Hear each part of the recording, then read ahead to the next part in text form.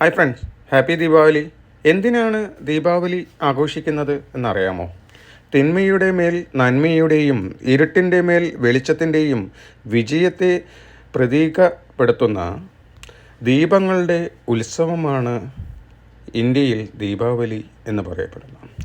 അസുര രാജാവായ രാവണനെ പരാജയപ്പെടുത്തിയ ശേഷം ശ്രീരാമൻ അയോധ്യയിലേക്ക് മടങ്ങിയെത്തിയതും നരകാസുരനെതിരെ ശ്രീകൃഷ്ണൻ നേടിയ വിജയവും ജൈനമതക്കാർക്ക് മഹാവീരൻ്റെ ജ്ഞാനോദയവും ഉൾപ്പെടെ നിരവധി സംഭവങ്ങളെ ഇത് അനുസ്മരിപ്പിക്കുന്നു.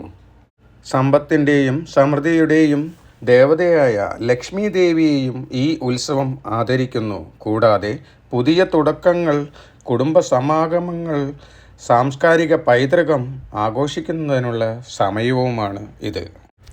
ദീപാലങ്കാരങ്ങൾ കൊണ്ട് ആഘോഷിക്കുന്ന ഒരു ഉത്സവമാണ് ദീപാവലി അഥവാ ദീവാലി എന്ന് പറയുന്നത്. തുലാമാസത്തിലെ അമാവാസ്യ ദിവസമാണ് ദീപാവലി ആഘോഷിച്ചു വരുന്നത്. 5 ദിവസം നീണ്ടു നിൽക്കുന്ന ഈ ഉത്സവത്തിൻ്റെ അവസാന ദിവസമാണ് ദീപാവലി എന്നറിയപ്പെടുന്നത്.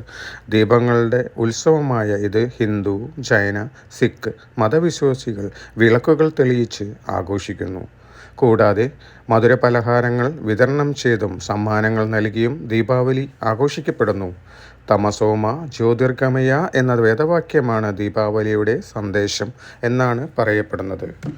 എല്ലാവർക്കും നന്മ നിറഞ്ഞ ദീപാവലി ആശംസകൾ.